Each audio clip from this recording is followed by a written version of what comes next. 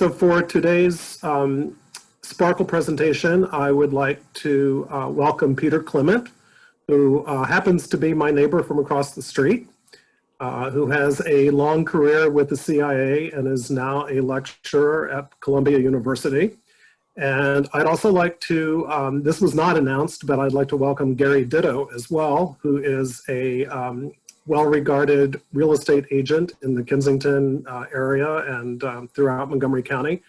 And he actually was stationed and played a part in the naval blockade of Cuba during this whole thing. So I think that will be an interesting juxtaposition of backgrounds from this particular period of American history.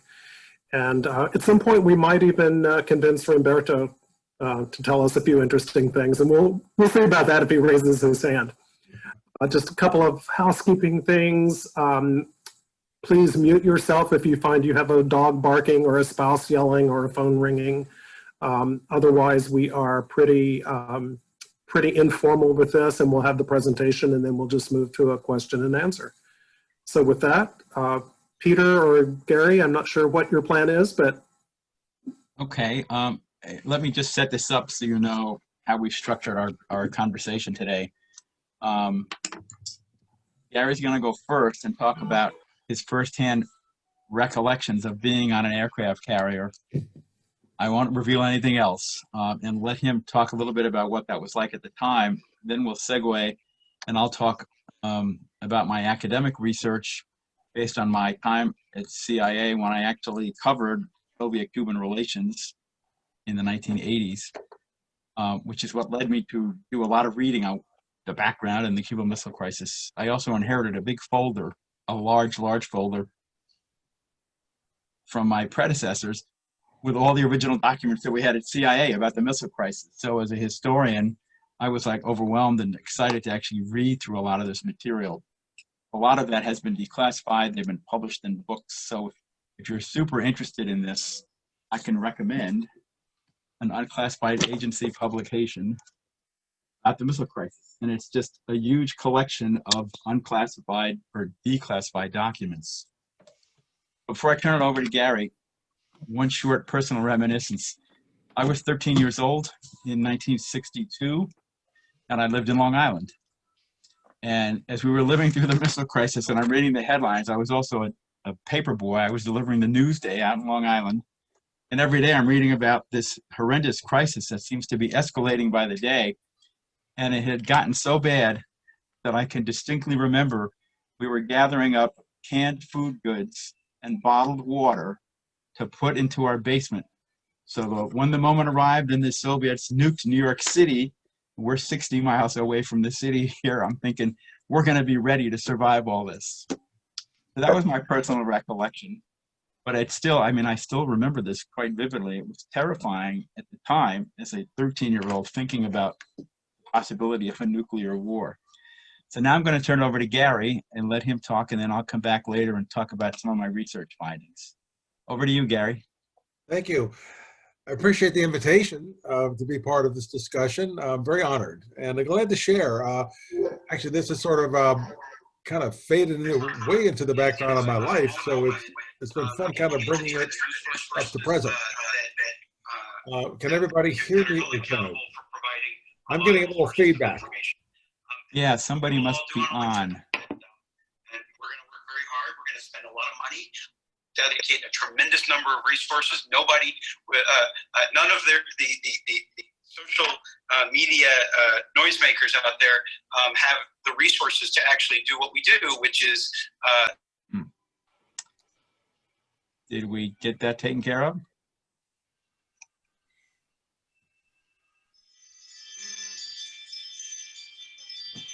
Just a reminder for everyone to please keep themselves muted if you have a radio or TV on in the background.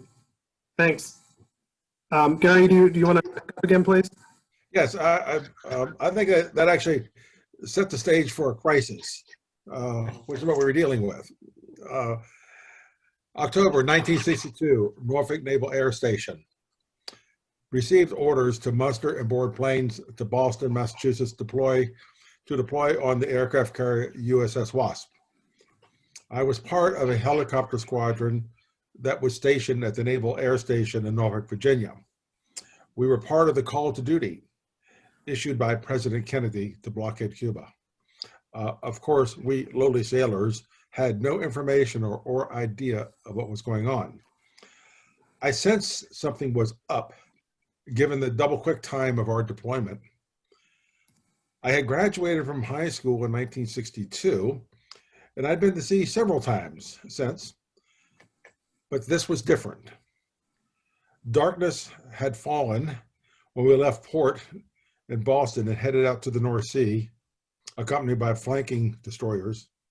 As is common in the fall, the sea was heavy, but the USS Wasp seemed to be moving at flank speed through rough waters such that the destroyers could not keep up. We carried forth 24 hours a day, with no exercises, no touch and goes. Finally, the boatswain's call to attention came over the intercom, and the captain explained we were at risk of a nuclear war with Russia, and our mission was essentially to blockade Cuba. Of course, it was officially called a quarantine. It was a long time ago, but I vividly remember my fright and my concern for my mom and stepdad back home.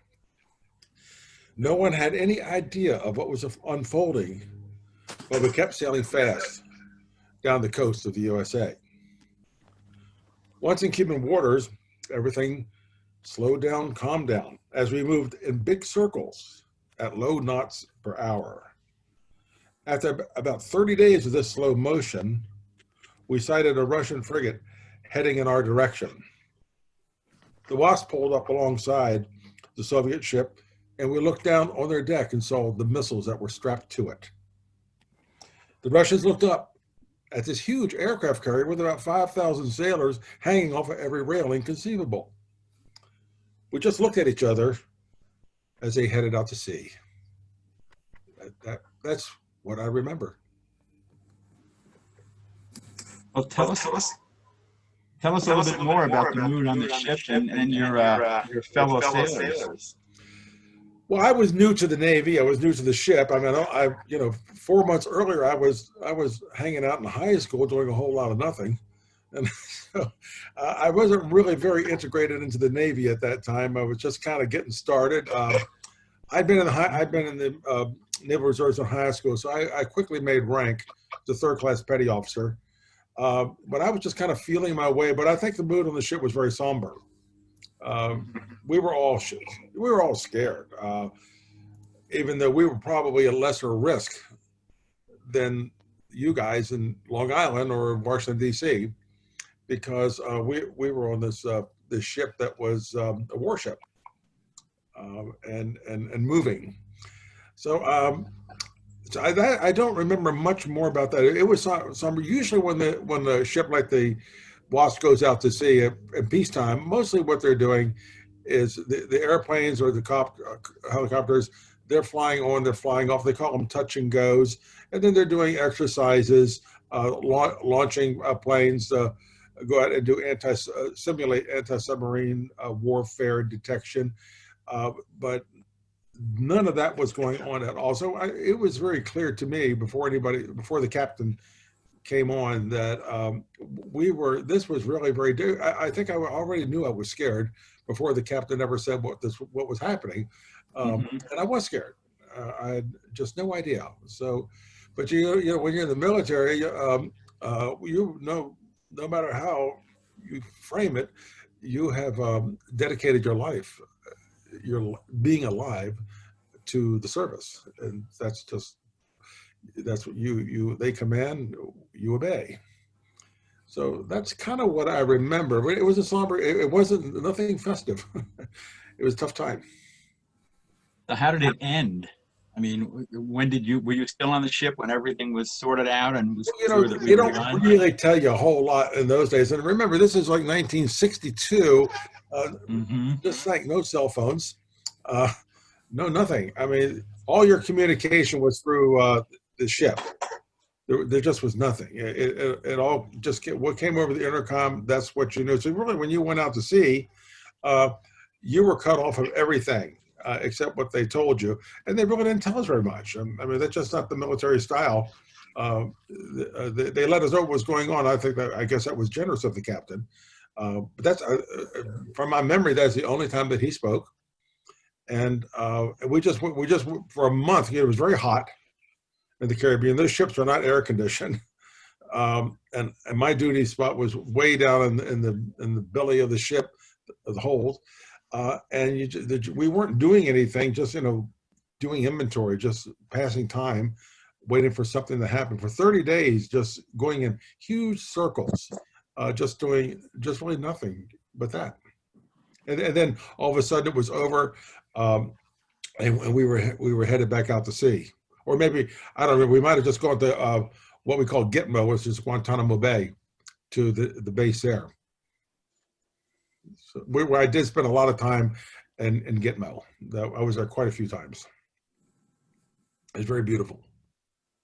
Well, before I go into some of the other aspects of the crisis, are there other questions for Gary from anybody? Yeah, I would like to remark that I also was in a ship for 23 days from Puget Sound in state of Washington to Vietnam.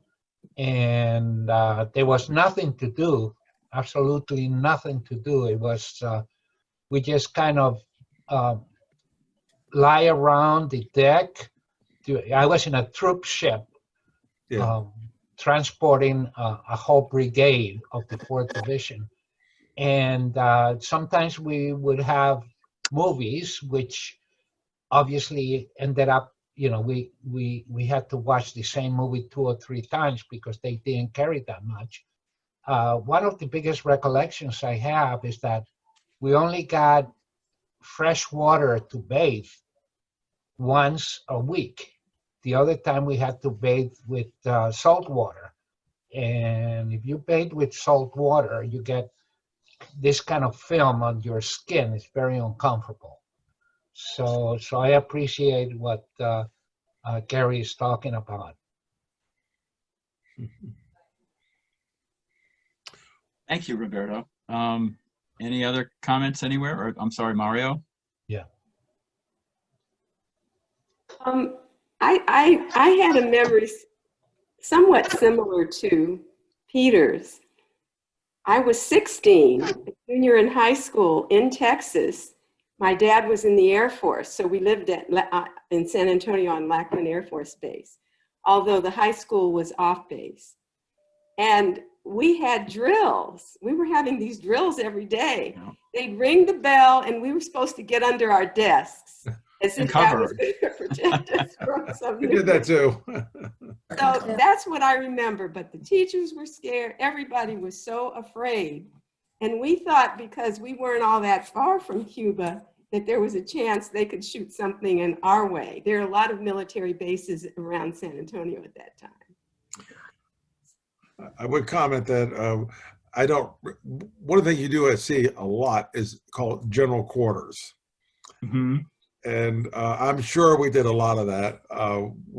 We didn't have desks to go under, but we all had a duty station and assignment, everybody. And you'd get that call would come over the system, and you dropped everything and you just ran to your spot, did your job, took up the hose. So I was probably just holding a hose, because I vaguely remember. We're constantly drilling on general quarters for any kind of a catastrophe emergency. Nice. David has had his hand up, and then Roberto. David? Oh, I'm sorry. Yeah, this is a quick question. You mentioned earlier that when you're on your ship looking down and the Russian ship carrying missiles, then it left. Which way did it go? Towards Cuba at that point, or was it turning around? I should have. This was at the very end, and they were pulling out of Cuba, taking the missiles back to Russia. So the missiles were strapped on the deck. And the other thing I didn't mention is it's not really that big a deal, but it's at that time in the Navy, women were not on board ships. Well, but the Russian ship had women, and we thought that was pretty neat. So they, so they were headed out to sea, headed east towards Europe. Thank you. Just a curiosity question more than anything else, actually. So we recently watched the movie the Wasp Network, which is about the Cuban Five, the spy and I had never heard about this. Is amazing, Gary, about the USS Wasp. So and Peter, you know, you may have the answer here. Is there any connection whatsoever between the USS Wasp and then 40, 50, 60 years later, the Wasp Network? I have no idea. That's the first I've heard of this. I also have a remark about the Wasp. My wife's uncle by marriage was in the Navy during World War II, and the Wasp was sunk, and they were in the water for about a week or two. So it was a fairly famous ship. I'm glad that they went ahead and they either recover it or they rename another ship the Wasp, because it has a very interesting story. Actually, the Wasp was a Essex class aircraft carrier, and that is a World War II vintage Essex class. They were still running them in 1962. The Intrepid was also an Essex class carrier. So it was a more advanced carrier, and that was state of the art towards the end of the war. Later on, I was a ship's company on the USS Forrestal, and that was like a much more accommodating ship than the Wasp. But the nice thing for me about being on the Wasp is I was attached to a helicopter squadron, so my home base was Norfolk Air Station. So when I was at the home base, I would get up in the morning and walk out on earth and grass and go into a mess hall and get really a great meal. On a ship, like I was on the Forrestal, you just live on that ship every day, period. And when you're in port, those ships in Virginia and Norfolk, were able to dock them. But it was a long ways where that ship docked to where the gates of the base were. Martine. Roberto, was the movie any good? Do you recommend it? The Wasp Network? What was that, Martine? Do you recommend the movie, The Wasp Network? Entertaining question. So, okay, just wondered. I have a question for Roberto. Your office looks like a radio DJ studio. Is that what it is? No, my office is my total mess, work closet, everything else. I did want to say, if I might, just a second, have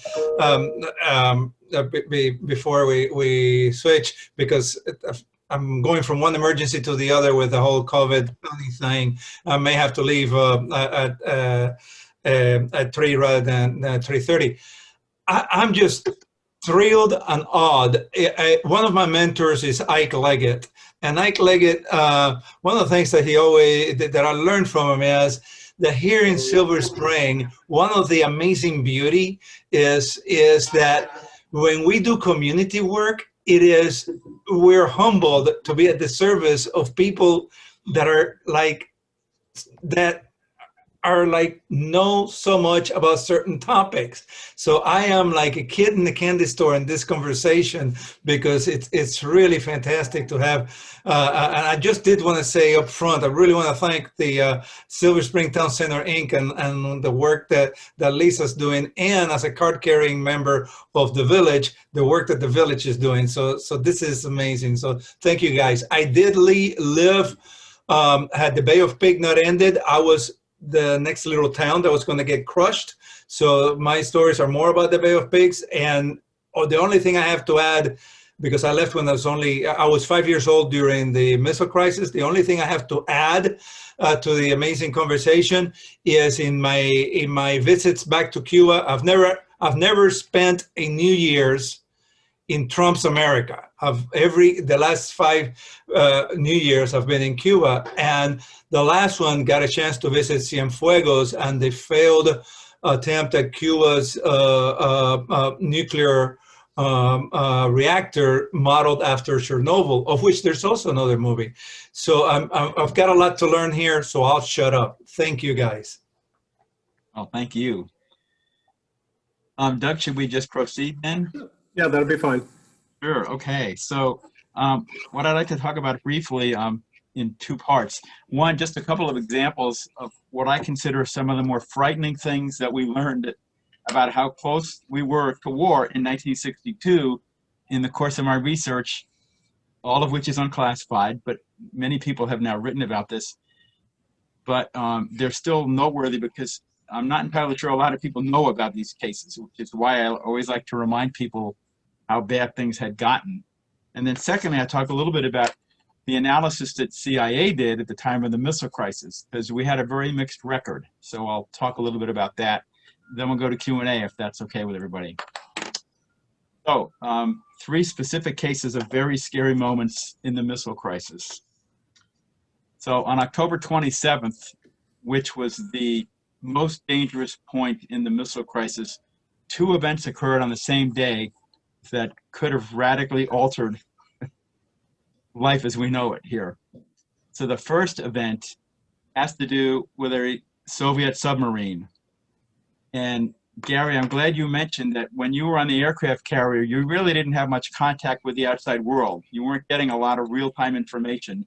You didn't have the internet. I presume you didn't have AM, FM radios there to listen in to American broadcasts. No. So the same thing was going on with a Soviet sub that was in the Atlantic on its way to Cuba.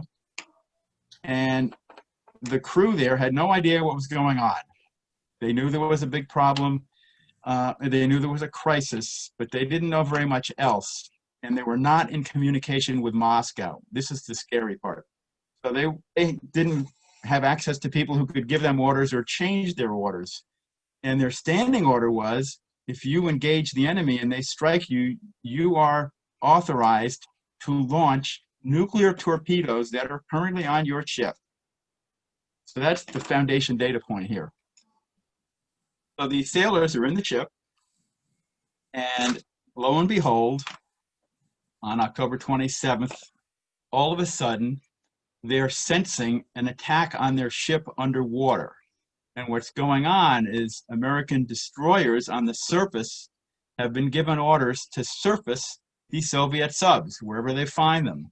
So they find this particular sub, and they start throwing what have been described as grenade-sized depth charges. You drop them in the water, they sink and they blow up. And they're not like the big barrel-sized ones, they're just little ones. This was what convinced the White House it was okay to do this, that they probably wouldn't damage the sub or, you know, create a big incident. So the Americans are dropping these little grenade-sized depth charges on the boat. And inside the boat, and I'm going to read a recollection from one of the Soviet sailors who was on the boat. And he says, these depth charges didn't sound like a warning rather than a war.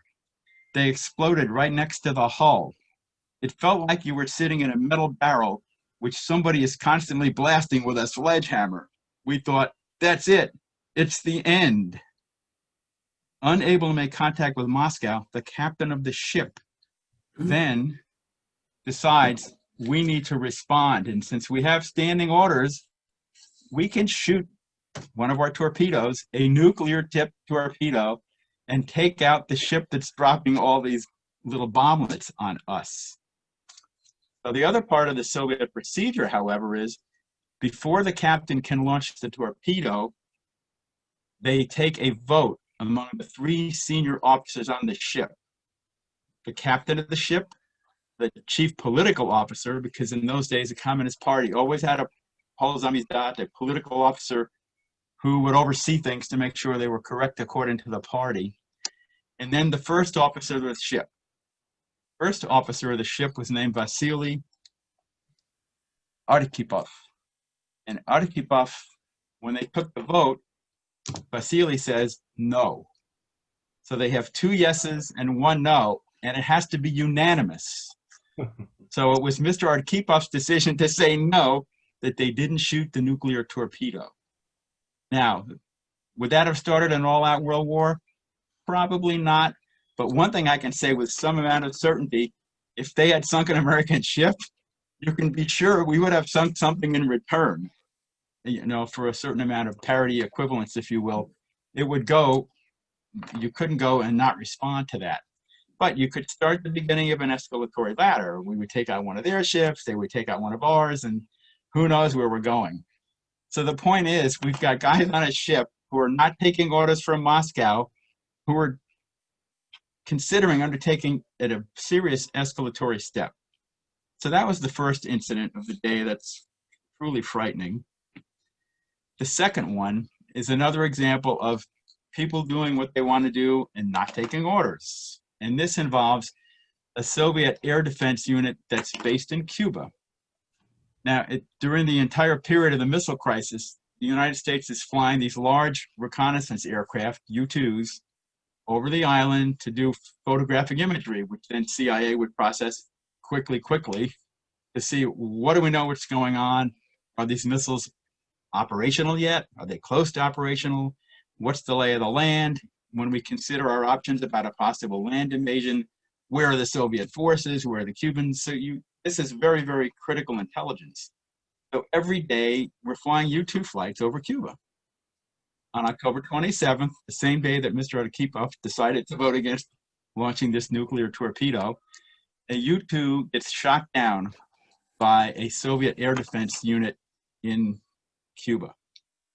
Now, if I'm an analyst sitting in Langley, Virginia in 1962, knowing the way we thought about the Soviet Union and decision making, there's no way on earth that anybody would have said, oh no, that's some rogue guy. Obviously, Khrushchev personally, the leader of the Soviet Union at the time, Khrushchev had to have signed off on this. There's no way they're shooting down our aircraft at this point in the crisis, when things are quite tense. Who would shoot down an American aircraft? So that was the assumption for decades. And then in 1989, there was an academic conference in Havana with multiple people who were direct participants in the missile crisis, including guys from the anti-aircraft unit that shot down the U-2. So guess what was revealed at this conference? Well, it turns out that two local commanders at the unit, they wanted to shoot down the U-2. They asked permission from the chief Soviet commander of forces on the island and didn't get a reply back from him. And this does not even involve calling Moscow. Nobody's told Moscow about this. They're clueless. And these two local commanders of the unit decide, you know what?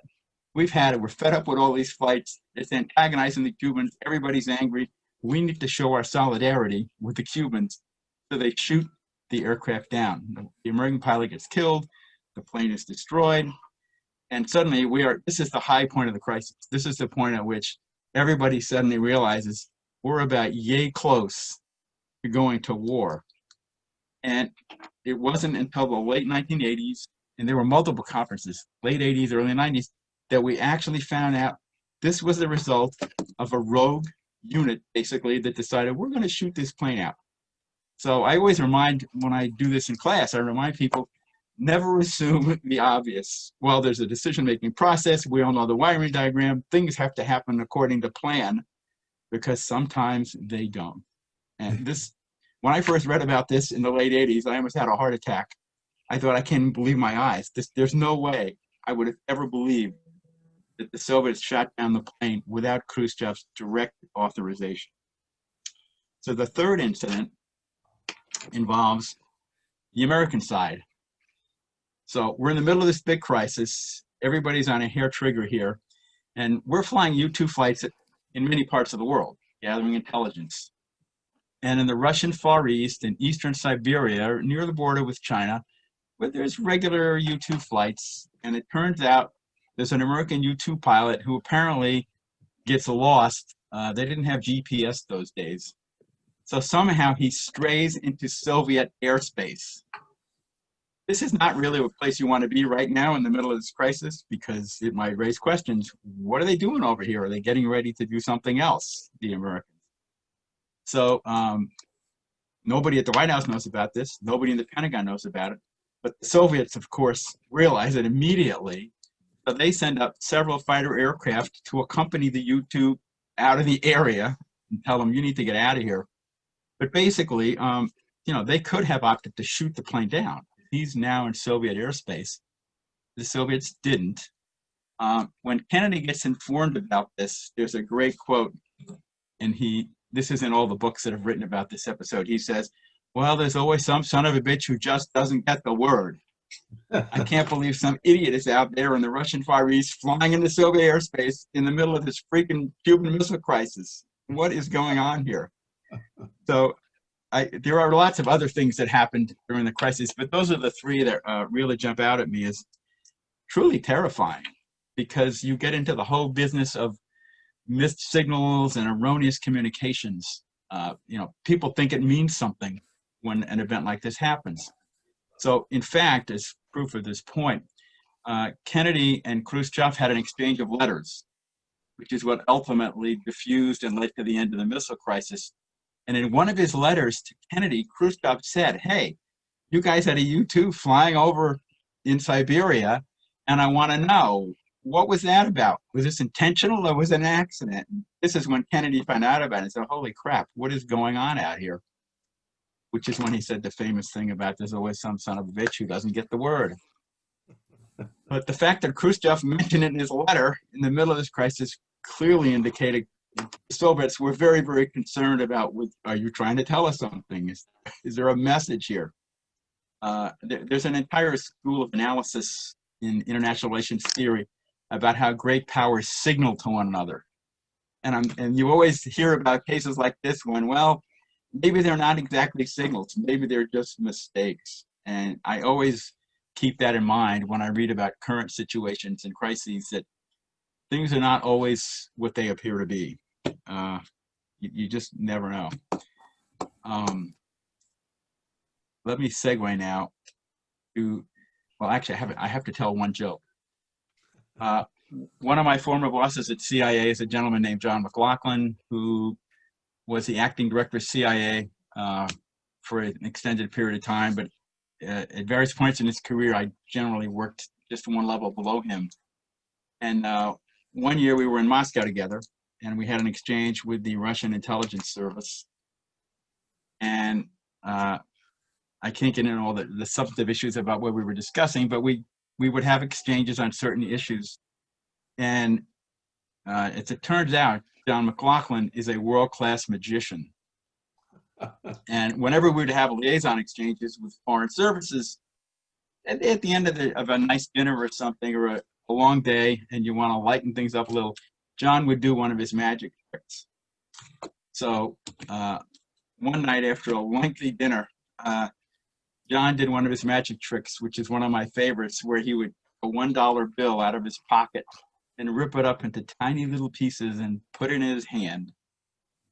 And then right before your eyes, he would reassemble the pieces, and magically it became a $100 bill.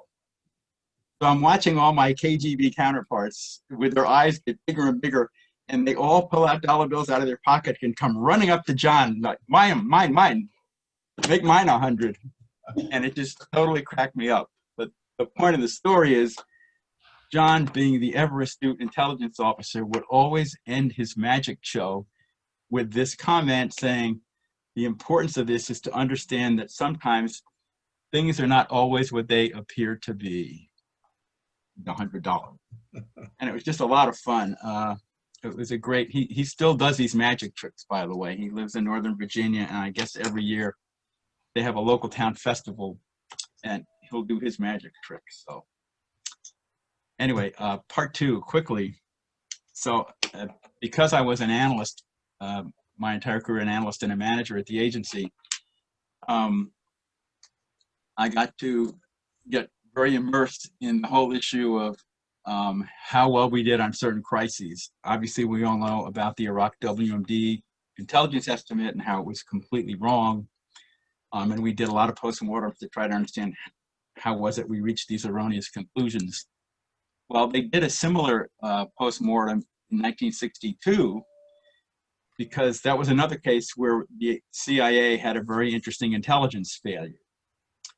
In the weeks before the beginning of the Cuban Missile Crisis, President Kennedy said, so I'm hearing all these rumors, there are leaks in the press, there's a great concern that there's some kind of a Soviet buildup in Cuba, and I want to know what's going on there. Are they actually introducing missiles into Cuba? So the CIA led the intelligence community, and they produced a national intelligence estimate, and their judgment was, no, the Soviets would not introduce missiles into Cuba. It's not their modus operandi. They're not risk takers at that level. They're usually pretty astute, and they wouldn't introduce them. And the reason we were blind is we were not flying U-2 flights. Kennedy had decided, and this is what's interesting, it was the president's decision to hold off on conducting sensitive intelligence operations with the U-2 for fear that it would escalate tensions with the Soviet Union. So for about a month or so, there was a period where we had no overhead imagery to prove or disprove whether there were missiles. So the judgment was they wouldn't introduce them. Shortly after that, the president gave the green light to re-begin U-2s, and lo and behold, there are the missiles. So this was a pretty big intelligence failure. And when they did the post-mortem, sometime later, the head of the analytic group at the agency said, well, actually, it wasn't us who was wrong, it was Khrushchev. This was a huge mistake. Well, that's obviously not the right answer to give in a post-mortem. But ironically, in a weird kind of way, you may or may not be aware, but 2 years after the missile crisis in October of 1964, Khrushchev was overthrown and deposed, and he was later succeeded by Leonid Brezhnev. And when the Politburo, they sent him into a forced resignation, retirement. They didn't execute him or anything. And he basically gardened and puttered around with his grandkids. But the reason the Soviet leaders gave for dismissing Khrushchev was that he was guilty of a variety of harebrained schemes. That was the phraseology they used, and one of those clearly was the decision to send missiles into Cuba. So in a way, the agency wasn't entirely wrong, but actually you can't say they made the mistake when we made the mistake. The flip side, though, there was a success story for the intelligence community during the missile crisis. And it is because of the U-2s. The continuous flights and the processing of all the imagery that was gathered allowed us, with a high level of confidence, to say where the missiles were, what status of preparation they were in, and were they operational yet. That's a very important thing to know. If you're going to escalate the crisis, these things are operational. It's a matter of pushing a button. That's very different than if they're still being assembled, put together, and all of these supporting communications mechanisms aren't in place. You need to know that, and we were able to provide that kind of information. So that was a pretty big success story.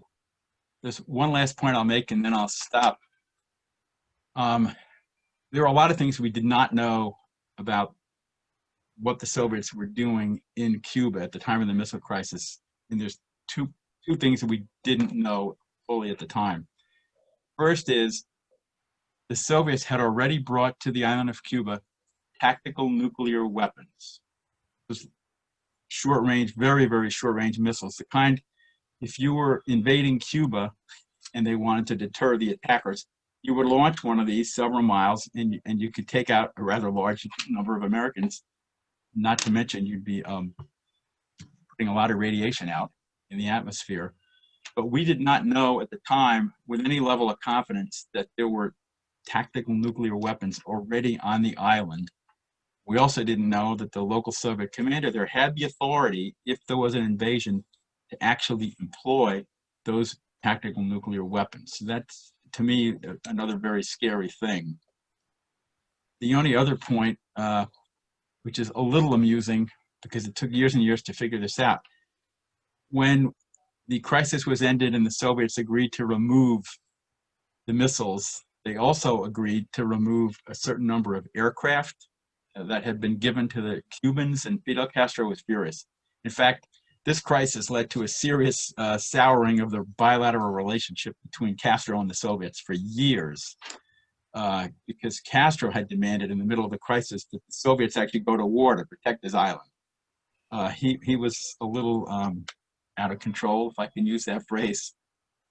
But there were a large number of Soviet military advisors and forces on the island of Cuba. And at the time when the Soviets were removing their missiles and some of the aircraft, I think there was an assumption that the Soviet advisors and forces were largely going with them. Well, we didn't really keep tabs. It's hard to do, actually, keep track of the numbers of individual people. We didn't know exactly how many there were. And then 17 years later, in 1979, a politician, a senator in Congress, got wind of some intelligence information that, in fact, there was a large number of Soviets still in Cuba. In fact, it was the Soviet Missing Brigade in Cuba. And so the way the story was presented by critics of the Carter administration was, you guys are asleep at the switch here. Do you understand that the Soviets have recently introduced an entire brigade of Soviet forces into the island of Cuba?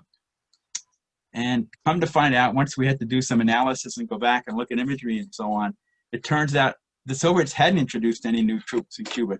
They were the same ones that were there from 1962. So there was no increase in numbers at all. It was this so-called missing new brigade was just something that had been there all along. But once again, 17 years later, we had another minor little flap with the Soviets about what's going on in Cuba.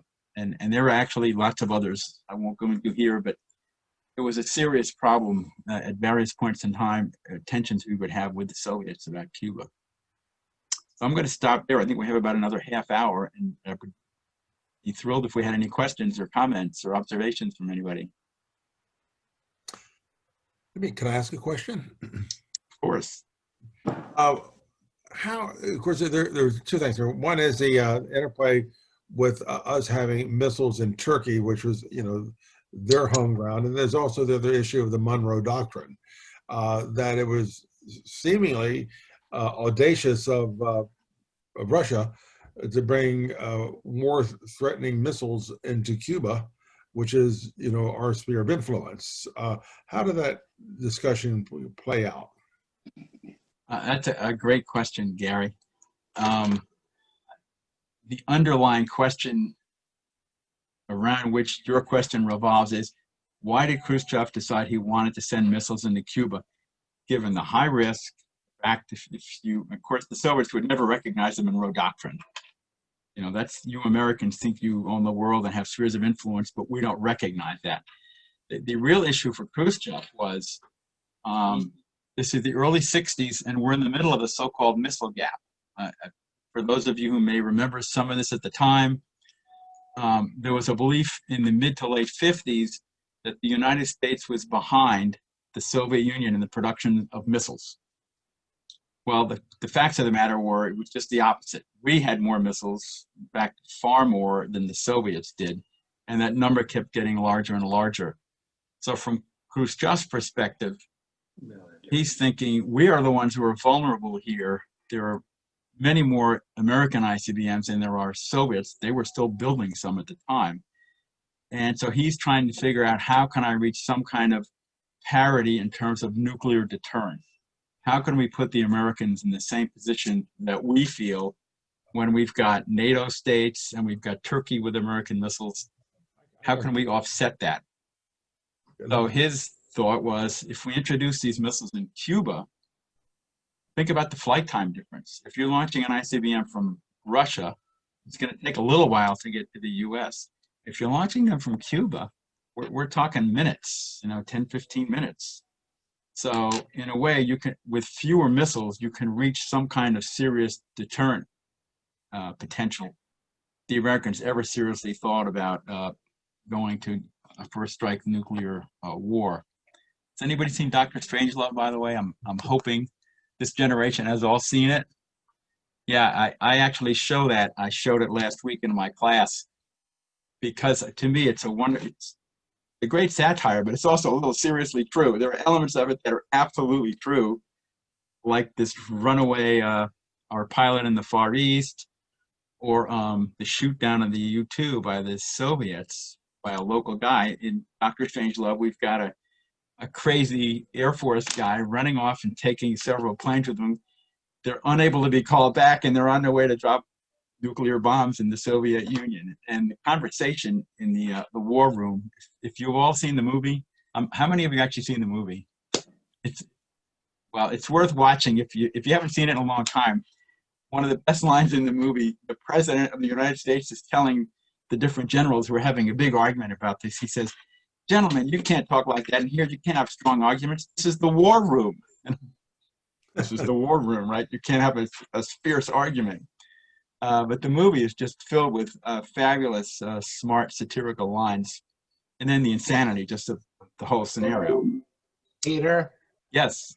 what about the theory that Khrushchev saw that, after the Bay of Pigs invasion, that he was going to have a problem with Cuba and maybe the United States invading, and that he used, he wanted to have these missiles in Cuba to protect Cuba, but at the same time, the bottom line or the bad side of this would be if the United States forced Russia to remove the missiles. And then I believe he extracted from Kennedy an assurance that the United States would not invade Cuba. So he basically was the winner in this whole thing, because he ended up spending a lot less resources, after the original expenditure of sending the missiles there, and ended up getting what he wanted, which was not having to worry about a war by the United States invading Cuba. You're absolutely right, Mario. One of the key concessions that Khrushchev extracted from the Americans in return for this humiliating withdrawal of the missiles and related military equipment was a promise from the president we would cease and desist on these plans to invade Cuba. So that was, from Kennedy's vantage point, this is an acceptable deal. We'll just knock off all these continuing covert action programs and plans to undo Cuba, and in return we get rid of the missiles. Khrushchev, a lot's been written on Khrushchev's motivations here. I think the primary overarching one was to offset the strategic imbalance and get a serious deterrent capability against the Americans. But a secondary factor was, in the process, we're helping Fidel, because who's going to invade Cuba if we've got nukes there? And now this is exactly why Fidel was so upset. He felt like he'd been betrayed. So all you got was a promise from the Americans, they're not going to do this, but who trusts them? How many times have they had all these plots to either invade? They had the Bay of Pigs, and then there were the various CIA assassination plots, which never came to fruition. But he was paranoid, understandably so, that the Americans, one way or the other, were going to try to find a way to get rid of him. But he was extremely angry about what he thought was this large betrayal by the Soviets. Peter, along that line, it's like, there's a school of thought that Castro is, in essence, a creation of the U.S. because had the U.S. demonstrated respect at the time that Castro's revolution happened. By the way, and name of full disclosure, because Mario, I'm a fierce anti-Castro Cuban, so I just want to say that up front. Having said that, had the U.S. used respect instead of domination, it could have been very different, because Castro, as the intelligent person that he was, and the unique historical figure that he remains, could be said to have played both of them. I think what Obama showed was that the Castro regime was ready to walk away from Russia if the U.S. was willing to. So anyway, I'll stop there. What might you? No, that's another great question. Actually, a fair amount has been written about Castro's conversion to communism, and Castro was very, very effective at influencing U.S. public opinion, and particularly the U.S. media. There was a famous American New York Times reporter who went to Cuba, hung out with Fidel and wrote all these very glowing stories. And when Fidel first came to power, he actually had a sizable constituency in U.S. public opinion and even in Capitol Hill, who said he wasn't such a bad guy. But the fact of the matter is, when you look chronologically, he was already more than contemplating this relationship with the Soviets and this conversion to Marxism, and he had a much bigger desire to play a lead role, as we saw later in the 70s, to be a foremost leader within the third world promoting these revolutions. And in fact, by the late 60s, the Soviets and the Cubans already had soured relations because of what happened in 1962. But then in 66, 68, Fidel felt that the Soviets were playing other hardliners within his administration against him. And one of the issues that Fidel felt strongly about was, my role is to promote Marxism, Leninism, revolutions for the people elsewhere in Latin America. And the Soviets thought, this is not helpful right now. We have all these other problems with the Americans. We don't need more big revolutions in Latin America. Now, that changes by the late 70s. And this is what's so interesting. By the late 70s, when the Soviets felt had achieved complete nuclear parity with the US in terms of nuclear weapons and ICBMs, and the US was seen as in a weaker position after withdrawing from Vietnam, then the Soviets became much more supportive of revolutions in, for example, Nicaragua, supporting the insurgents in El Salvador, even in Guatemala, more quietly. But they were much more open about, we have a responsibility to, and this obviously put them much more simpatico with Fidel, because this was exactly what he believed in all along. So their relationship would go up and down at different times. But if you think about Fidel by the late 70s, he was recognized as essentially the leader of the non-aligned movement. He was very well respected, and he was enjoying his role as basically a big player on the global stage. Yeah, So I always heard, I'm oh, sorry. Please, Mario, go ahead. Yeah, I always heard, and as a matter of fact, I was in the US in 1959. I was attending military school, of all things, and always heard that Castro came right after he won the revolution. He came to the States, and I remember the photos in the newspaper of him in the United Nations. Yes. And he did not get the support that he thought he should have gotten, especially economically, from Eisenhower. And Yes. therefore, he went back to Cuba, and the Russians were offering him all these things, which the Americans were not willing to offer him. And so he, not to say that he was not a revolutionary, because there is even accounts of him being in Bogota, Colombia, during the April 8, 1948, which was the huge revolution when somebody shot a liberal candidate and the whole country went up in flames. And supposedly they always have said that he was there attending a counter meeting, because the Organization of American States was also having a meeting in Bogota at that time. So all these revolutionaries or alternate types have decided to hold a meeting at the same time, and that's why he was there. And so there's always, yeah, he was revolutionary, quasi-Marxist, but would he been able, like Remberto said, if the United States with a little bit of honey could have turned the whole, the whole history around. So that's interesting. I'm very glad you brought that up, because that's true. The Eisenhower administration was very skeptical, despite public opinion and what even some people in Congress thought about Fidel was tolerable and not such a bad guy. The Eisenhower administration had people like Allen Dulles and John Foster Dulles running State Department and CIA, and they were extremely hawkish and frightful of anything that looked like communism or socialism. And they were generally, well, they were behind what happened in Iran in 53 and Guatemala in 54. They did, and also the plotting for the Covert Action Program, which was started under Eisenhower to the Bay of Pigs. I mean, they were very active. So the idea of providing a lot of assistance to a guy who they thought was maybe questionable probably wasn't going to happen.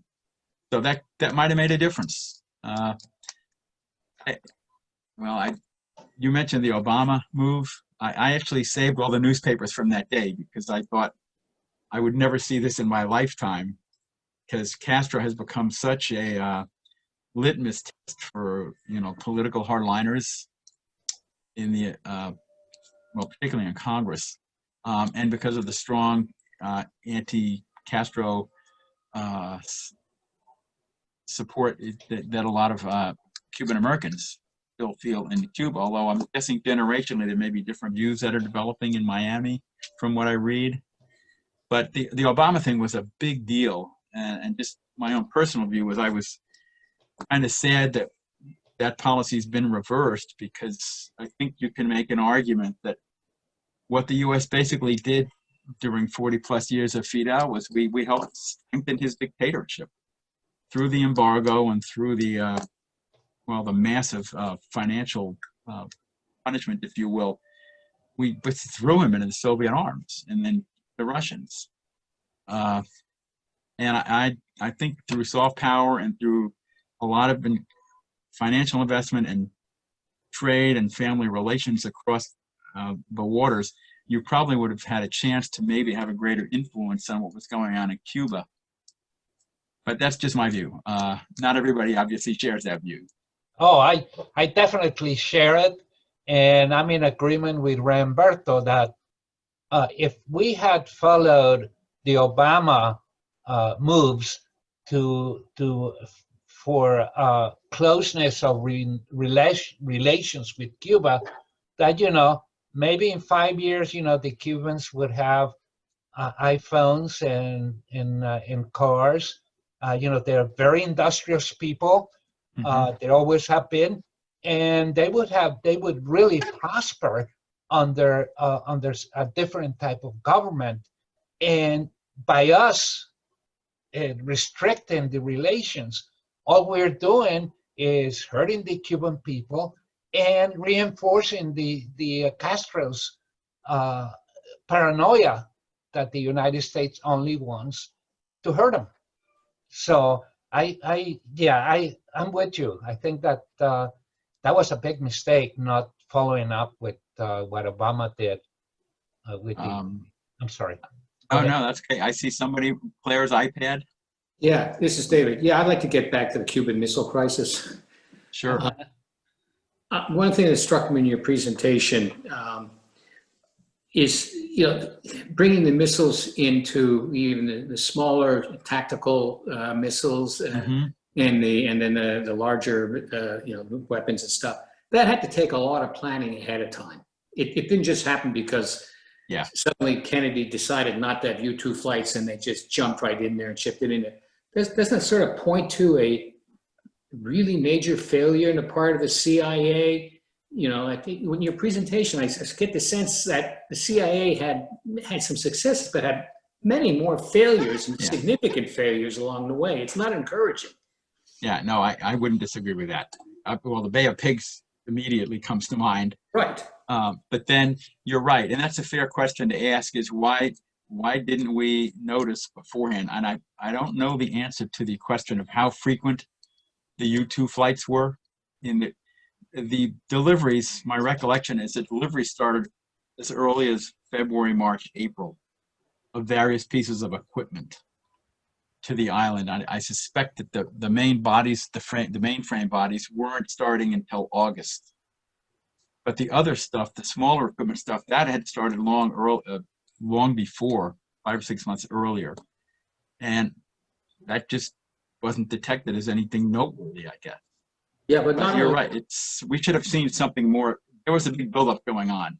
Absolutely. But even so, that would, you know, even before you see the buildup or the there's assembly somewhere in Yeah. Europe, planning ahead of the assembly. This is something that had been going on planned for a year or more ahead of time. And it seems that it was, either missed or someone found it in like 9/11. It just didn't get to the right people. Now, I'm not aware that anybody saw it beforehand. Part of it also is there was a lot of Soviet denial and deception going on. For example, a lot of the assembling was going on at night. That I'm also aware of. That they were acutely aware of the fact of the possibility, and they were in a big hurry by September to get all this stuff assembled because they realized as soon as somebody might see it, they were going to have a big problem. And they were hoping that they wouldn't be noticed until all the missiles were actually operational. But there were a lot of activities, both in the delivery on ships. They were all delivered on tarps or with tarps on the ships, so you didn't know what was under there. And then secondly, a lot of the assembly was going on in the evenings. But it's a great point, and don't get me wrong, I'm not trying to defend the agency on this one. This was not our glowing moment at all. Yeah, I think that, I'm sorry, I'm monopolizing this. I get the feeling that the Kennedy administration was somewhat embarrassed and shy to really take strong measures of any kind. And probably the politicos in the agency decided, let's leave this alone. Let's leave this failure, which was Cuba, alone, and don't worry about it. And they were caught with their pants down. Well, the obsession with the Cuban Revolution was very real. So after the Bay of Pigs, I would agree, you would think the normal reaction might be, we need to sort of lay low for a while. But in fact, there was another plan after the Bay of Pigs. It's amazing. And Kennedy was behind this. Kennedy wanted to get rid of Fidel. In part, if you look back at the debates between Nixon and Kennedy in the '60 election, Kennedy was accusing Nixon of being soft. This is what the irony is. And then, once you stake out a position like that, you're a little in a bad position now because you said you're going to be the tough guy. Incidentally, Nixon was furious about the issue of Cuba coming up in the debates because Nixon, as vice president, absolutely was aware of and privy to all the activities involved in the planning for the Bay of Pigs, which occurred in April '61. So in the fall of '60, all this work was going on for this covert action. But obviously Nixon couldn't talk about it, it's covert action. Kennedy, who did not know about the Bay of Pigs, is coming off in these debates like somebody has to do something. We've got to get rid of these Castros. And he didn't know about the covert action program. However, Nixon became convinced that the CIA had this tradition that was started with President Truman when he left office, that the CIA would provide intelligence briefings to the candidates so that they would not misspeak or create a potential foreign policy or security problem by speaking incorrectly. So Nixon erroneously believed that somehow the CIA had tipped off Kennedy on issues like this covert action plan or some other things related to the Soviet missile program. And in fact, they didn't. But Nixon was so mad about this belief that when he became president in 1968, he refused to take the president's daily brief. These documents that the agency produces every day, 6 days a week, for the, it's a classified newspaper, if you will.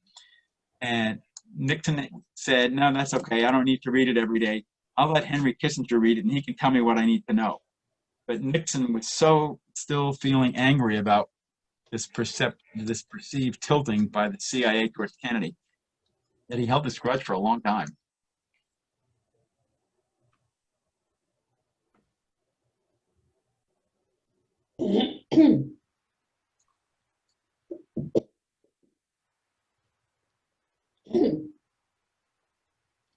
No, I think it's been very interesting hearing from you about this and basically confirming and or being made aware of different things. about this. I always, since, I always look at history all my life and try to make some sense out of it. And this helps me a lot. Really appreciate it, Peter. Oh, my pleasure, Mario. Thank you for all your comments too. I frequently learn a lot more than I give in a lot of these talks, which is why I like to hear from people who have firsthand experiences or know some of the participants in the events we talk about. I'd like to just kind of conclude on one mundane note, if I could, of what it was like to communicate from a ship. Once in a while, someone, and I got to be that someone, while the ship was anchored in Guantanamo Bay, they would take a request from a sailor, would you like to speak to someone back home? And so I requested a phone call conversation with my mother. Well, the way it worked was that the communication went from the ship to shore to a ship to shore radio. The hobbyists you used to have all over the place around the world, the ship to shore radios. Uh-huh. And you would go to one, you get patched into another one further up the coast. And I was it was so exciting to be sitting in Guantanamo Bay, Cuba, and on a ship to shore, being patched all the way through to my mother's apartment in Bethesda. So that was another Cuban moment, if you will. Great. David. Yeah, just wondering, the speakers are familiar with what's going on or more recently in Cuba. They have any comment on when we were in Cuba a number of years ago, and there seemed to be a lot of disaffection for the Soviet or Russia at the time because of when they pulled out in the early 90s, I think it was. They said that the average Cuban lost more than 20 pounds in weight because of starvation. And I was wondering if you have any thoughts on what the relationship is now between Russia and Cuba, and also I guess now between Venezuela and Cuba. Mm-hmm. So you're absolutely right that after the collapse of the Soviet Union, there was a dramatic downturn in Soviet, and of course then later Russian economic assistance to Cuba, significant reductions. And Cuba had become very, very dependent on these in terms of subsidized oil deliveries, subsidized prices on goods, and also really cheap military deliveries. And because Cuba was still suffering from American sanctions, I mean, it was really, really hard times for a lot of Cubans. So I'm sure there was a certain amount of resentment to that. But in the more recent past, interestingly, under Putin, and Putin actually made a visit to Cuba for the first time in his tenure, there's been a warming in the relationship. And part of it is because Putin has been interested in restoring particularly some of the intelligence gathering capabilities that the Soviets used to enjoy at a place called Lourdes. It was a big listening post. Well, they've reestablished, according to what I'm reading in the press, there have been efforts to reestablish new listening posts. And then, of course, there are the usual naval visits that still happen. I wouldn't say they're in the same level or frequency that they were in the Soviet period, but they have a really chummy relationship.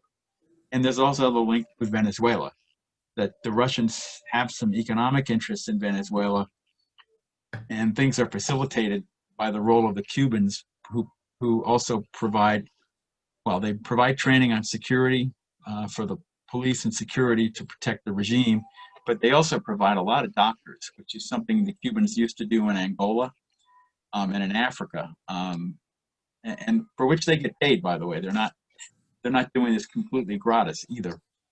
So the Russians are able to piggyback on that, as it were. And one of the things that's gotten interesting, and I don't know all the details because they're not all that publicly available, but from what I've seen in the media accounts, there are Russian oligarchs in the energy business who have gotten directly involved with some of the Venezuelan oil companies. What they're trying to do are these kind of debt for equity swaps where the Russians provide significant financial resources to help some of these Venezuelan state-owned oil companies stay in business. But the flip side is they have to give actual equity in the oil wells themselves, so that the Russians then gain ownership or control of a big chunk of that. But they're losing so much money right now. I'm not sure this is a great investment. And so some of the Russians are getting burned, is my suspicion. But there is that relationship. And also Putin likes to, I don't know, what one theory is that Putin, for whatever reasons, is trying to recreate the world in which he grew up when the Soviet Union was a great respected superpower in the late 60s and then 70s, which is when he was kind of coming his age, first joined the KGB, and the Soviet Union was a seriously respected, equal superpower. And I wouldn't say they're in quite that category these days, depending on what categories you're looking at. But I think he sees Venezuela, Cuba, and other bilateral relationships with some Latin American states as a means of showing they're still a player. It irritates the Americans. It's our backyard, et cetera, et cetera. Although the backyard argument is a tricky place to go, because then you get into Ukraine, and the Russians will say, you guys talk about your Monroe Doctrine, and yet you want to have Ukraine join NATO, which happens to be several hundred miles or kilometers from Moscow, and somehow you don't think that's a problem. So you get into these debates with the Russians about parity, if you will, in terms of security interests. Have I answered your question okay there, David? Yeah, you did. It's just I'm very interested. Our experience in a trip in Cuba was very interesting, and I know in Venezuela when we were there was just after Venezuela started experiencing the collapse of their oil thing, and Cuba was very heavily dependent on Venezuelan oil. Yes, subsidized cheap oil. Yeah, because they couldn't afford to pay for any of it anymore, and so. I was wondering if, but you answered part of it. That's just an interesting side. When we were there, we couldn't, if we wanted to mail a postcard from Cuba back home to our friends, it was going to take 6 weeks because they couldn't ship it, send to the US. They had to send it over to Eastern Europe and send it around Europe before it would come to the United States. So we had Cubans coming up to us and giving us notes and cards and say, would you take them when you get to the States? Would you mail us? What year was this, David? Yeah, about 5 years ago, 6 years ago. No kidding. I had no idea, really. Yeah. Wow. Oh, that's kind of shocking. I was in Cuba once in the 80s, and I was amazed at what I saw. Both at the the pretty poor conditions of a lot of just the general condition of the city of Havana. But I could see underneath all that, it must have been a beautiful place, especially the Malecon and the waterfront. And I was thinking a real estate developer would go nuts over here because it's gorgeous. But well, it's still the beautiful buildings, but it literally, houses are literally falling down when we were there, literally collapsing on people. But people were still living in these collapsing houses. That's just and so the sad. other thing is that China is also becoming a much bigger Oh, player. yeah. Yeah. Cuba, they're funding the ports, they're funding the transportation system, which actually turned out to be a failure. And hotels. Yeah, and hotels and stuff. They brought over like 600 plus tour buses, but they didn't pay for any of the infrastructure. So when we were there were only about 30 left because they're using the rest for parts. Very interesting. The other thing I remember, I'm sorry, go ahead. I had a question about if you ever saw any involvement of the AFL-CIO or any elements of their representation during your time. Carolyn, do you mean in Cuba? I know they had a lot of involvement. Yes. I didn't personally know. David, maybe you see anything, David? Oh, no, when we were there, no, they wouldn't even think of allowing them in. But what was happening in parts of Latin America in that course of time was that there was a great deal of involvement of the AFL-CIO, supported by allegedly by CIA people, that not to have a Cuban-style revolution allowed in some of those other countries, and therefore were supporting the so-called democratic forces of trade unions, and that was open to dispute for many, many years within the union movement here. Carolyn, we've lost you a couple of times, Carolyn, on the sound.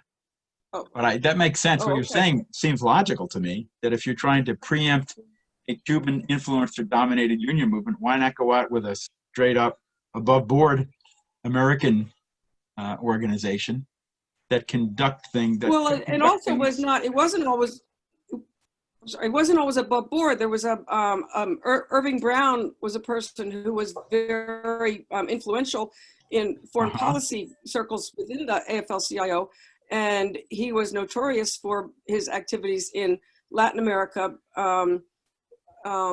And I didn't know whether there was whether that predated his involvement, whether it dated the Cuban Missile Crisis and what you've been talking about today, or whether it was all that was post. I don't know. I don't know anything about that.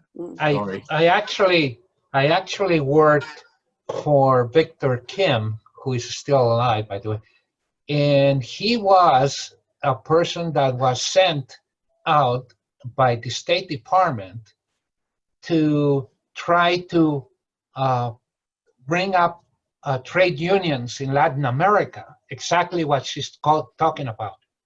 And he was my boss at EPA for many years, and he would talk about it. You know, it was open. There was nothing secret about it. The United States was trying to give the workers in Latin America an alternative to any kind of radical communist doctrine, and he was one of the people, professional, that was sent there to try to create unions a la United States. So it looks like we've got just about a minute left. Peter or Gary, if you have any final thoughts to share with us. Well, I just want to say thank you for the opportunity to meet such an interesting group of people. This was a lot of fun, and I hope you have continued success with these talks. This is great fun. Thank you so much for having me. Absolutely, and thanks for spending your afternoon with us, and I'm sure I will see you out in the street. I'm sure you will. It's a pleasure. I learned a lot, and I really enjoyed it. It was fun. Thank you. Well, thanks everyone for joining us. Remember, we have these the second Wednesday of each month, and if you would like to learn more about what those are, feel free to check in at our website at Silver Spring Village. And